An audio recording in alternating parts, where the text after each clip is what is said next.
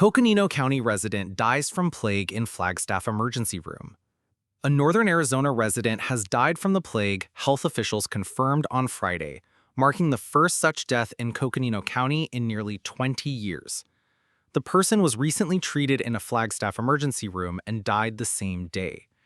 It has since been confirmed that the patient's death was caused by pneumonic plague, a severe lung infection caused by the Yersinia pestis bacterium.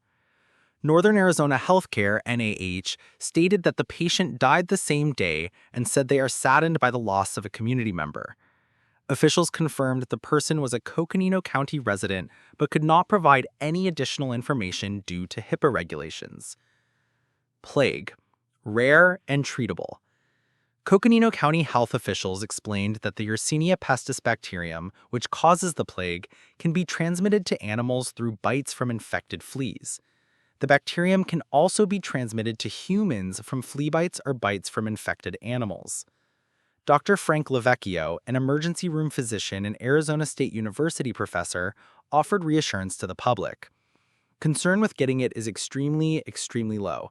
I think if you were a family member of that person and were exposed to their same air, you should probably be monitored or just watch for any new signs or symptoms. Think about all the people in the United States, right? 330 million or so. And we only have about 5 to 10 cases per year, so it's very rare that you will get it. This is the first recorded death from pneumonic plague in Coconino County since 2007.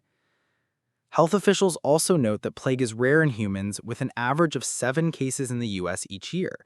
There is even less chance of human-to-human transmission, with the last reported case dating back to 1924. Types of plague and prevention measures. Dr. Lavecchio clarified there are 3 types of plague: bubonic plague, spread from a flea bite; septicemic plague, also spread from a flea bite or exposure to an infected animal; pneumonic plague. This is the most serious form, occurring if you have untreated bubonic plague or the septicemic form and it enters your lungs, or if you inhale infectious droplets from an infected animal or another human. NAH is collaborating with the Coconino County Health and Human Services Department and the Arizona Department of Health Services to investigate the case. Officials stressed that this case is not related to the recent prairie dog die-off in the Townsend-Winona area. Coconino County Board of Supervisors Chair Patrice Horstman shared her condolences. "Our hearts go out to the family and friends of the deceased. We are keeping them in our thoughts during this difficult time. Out of respect for the family, no additional information about the death will be released." Prevention tips from Coconino County health officials. To prevent exposure to the plague, Coconino County health officials provided the following tips. Avoid contact with wild animals, whether they are live, sick, or dead, and avoid areas where they are known to live.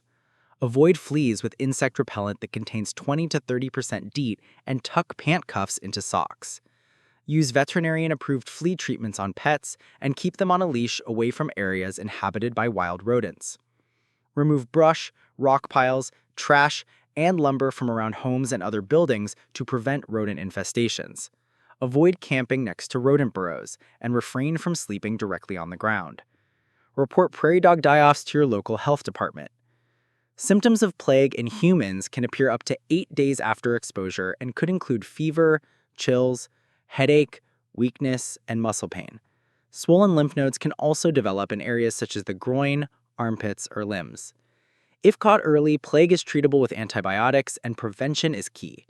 Experts suggest you avoid wild animals, never feed or touch rodents. It's also a good idea to use DEET to prevent flea bites.